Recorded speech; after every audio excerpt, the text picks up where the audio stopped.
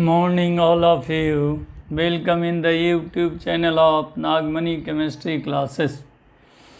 आप सब लोगों ने ये कहावत कहा जाता है, डूबता का तिनका सहारा। आप लोगों ने मेरे सहारे के लिए तिनका नहीं नाव भेज दिया। आप कुछ ही दिनों में मेरे सब्सक्राइबर 1000 पूरा कर दिया। मैं आशा करता हूँ कि जल्दी ही मेरा चैनल वाचिंग टाइम पूरा करके मोनेटाइज होने के लिए तैयार हो जाएगा। इसके लिए आप सभी को धन्यवाद। अब मैं आपके लिए टॉपिक लेकर आया हूँ molarity equation for dilution. Molarity equation for dilution. सबसे बड़ी दो बात है। एक मोलारिटी इक्वेशन, जो मोलारिटी आप पढ़ चुके हैं, moles of solute per unit volume of solution in litre is called molarity. इसमें कोई प्रॉब्लम नहीं। एक नया शब्द जुड़ा हुआ है, dilution. What do you mean by dilution? मान लिया एक गिलास शरबत बनाया मेहमान के लिए। एक मेहमान आने वाले थे, मैंने एक गिलास शरबत बना के तैयार रखा हूँ, लेकिन उन मेहमान के साथ में 2 आ गए। मेहमान के साथ आने वाले संख्या 2 हो गए। मेरे पास चीनी उपलब्ध नहीं है, कोरोना काल में पैसे की भी कमी है। तो मैंने क्या किया कि उसमें पानी ऐड कर दिया। पानी ऐड करने से शरबत 2 गिलास, इतना पानी ऐड किया कि शरबत 2 गिलास हो गए, लेकिन चीनी का अमाउंट कांस्टेंट ही रह गया। जिससे पानी ऐड करने से शरबत 2 गिलास हो गए, चीनी का अमाउंट कांस्टेंट ही रह गया ड्यूरिंग एडिशन ऑफ वाटर। जब सॉल्यूट कांस्टेंट है तो इसका मतलब मीठापन घट गया होगा, लेकिन शरबत मेरा 2 गिलास तैयार हो गया। तो 2 गिलास तैयार करने के लिए आपने क्या ऐड कर दिए? Water. The process of addition of water in the solution is called dilution.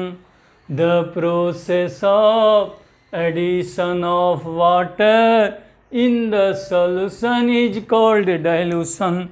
किसी सॉल्यूशन में वाटर ऐड करते हैं, उस प्रोसेस को डाइल्यूशन कहा जाता है।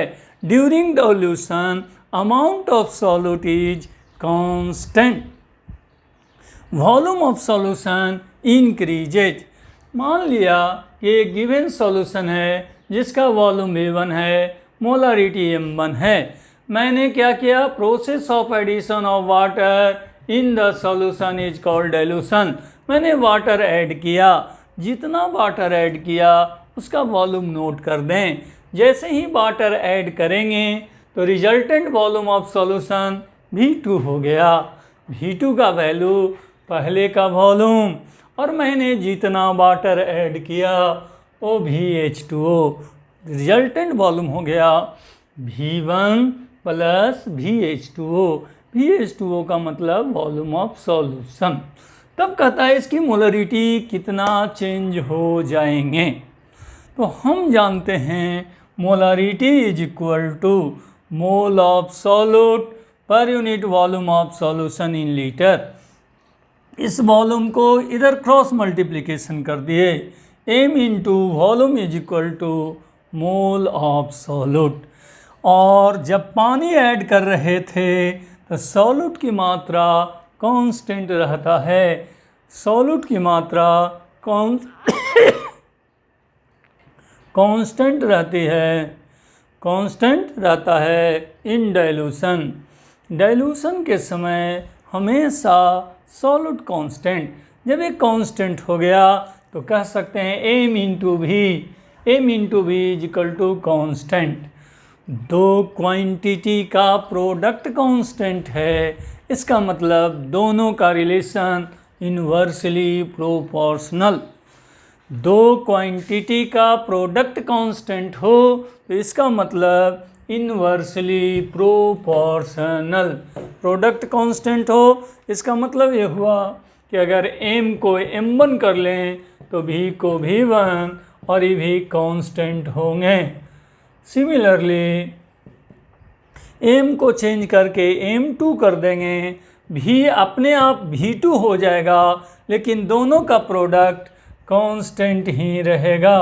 प्रोडक्ट कांस्टेंट का मतलब हुआ दो क्वांटिटी का प्रोडक्ट कांस्टेंट होंगे।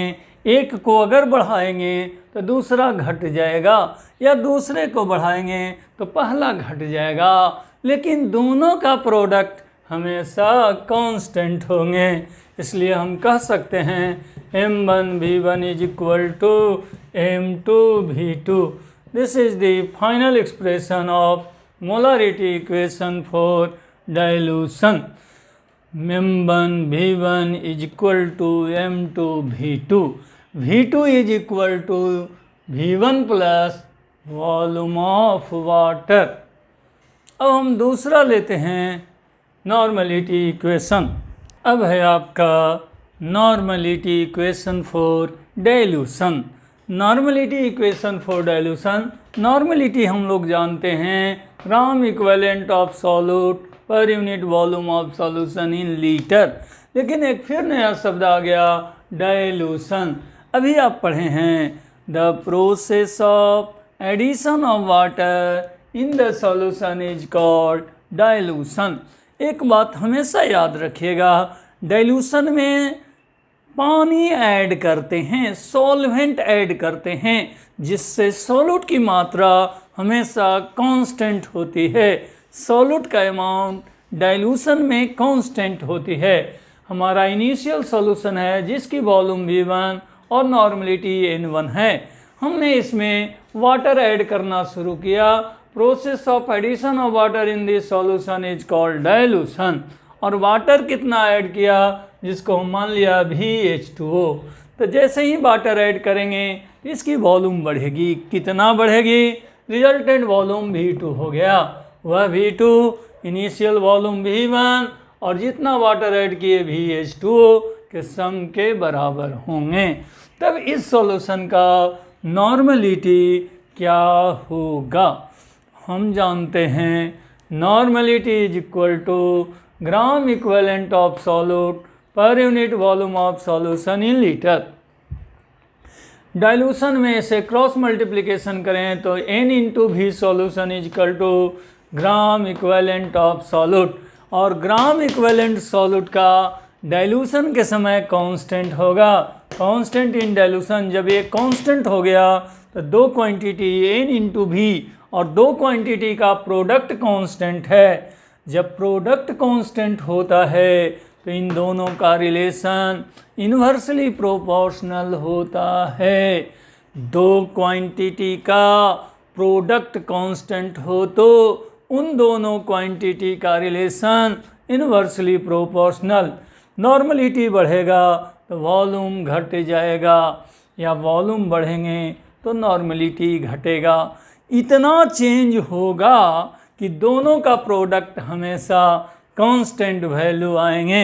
सिमिलरली n को n1 में कर दूं तो वॉल्यूम भी 1 होगा और दोनों का प्रोडक्ट का वैल्यू हमेशा कांस्टेंट रहेगी। मैं n1 को चेंज करके n2 कर दिया तो वॉल्यूम अपने आप चेंज होके v2 हो जाएगा, लेकिन इतनी चेंज होगी कि n2 और v2 का प्रोडक्ट पहले वाले कांस्टेंट के बराबर होंगे। इसका मतलब n1 v1 is equal to n2 v2। This equation is called normality equation for dilution. Normality equation for dilution. अब है molarity equation between two reactant. माना एक रिएक्टेंट A है और दूसरा रिएक्टेंट B है। इस A रिएक्टेंट का मोलरिटी M1 माना गया है और इसमें सॉल्यूशन बना हुआ उसकी वॉल्यूम भी 1 है। दूसरी सॉल्यूशन आपका है M2 मोलरिटी और वॉल्यूम V2। दोनों सॉल्यूशन को रिएक्टेंट मानकर एक वेसल में मिला दिया गया। दोनों आपस में रिएक्शन करेंगे। A reacts with B to form product. जब प्रोडक्ट बन गया तो उस इक्वेशन को पहले हम बैलेंस करेंगे। केमिकल इक्वेशन लिखकर हमें बैलेंस करना चाहिए। तो मैंने मान चुका हूँ A reacts with B to form product and their balancing equation is N1 A N2 B. N1 is the balancing coefficient of A, माने A का बैलेंस करने वाले वैल्यू N1 है, जबकि B का बैलेंस करने वाला क्या है, N2। मोलरिटी A का M1 है, वॉल्यूम V1 है और उसकी बैलेंसिंग कोफिशिएंट N1 है। सिमिलरली रिएक्टेंट B का मोलरिटी M2 है, वॉल्यूम V2 है और बैलेंसिंग कोफिशिएंट N2 है।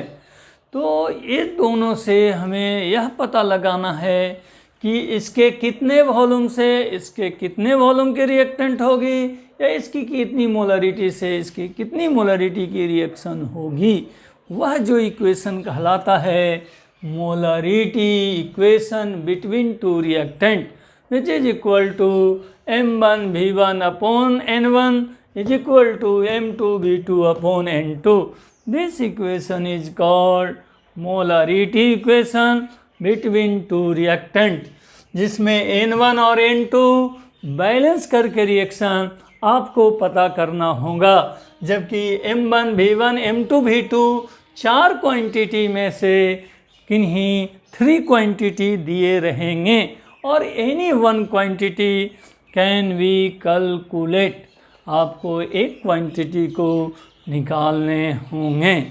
याद रखेंगे molarity equation between two reactant is M1 V1 upon N1 is equal to M2 V2 upon N2, जहाँ M1 V1 molarity and volume, N1 balancing coefficient, जबकि M2 V2 molarity and volume और N2 is the balancing coefficient.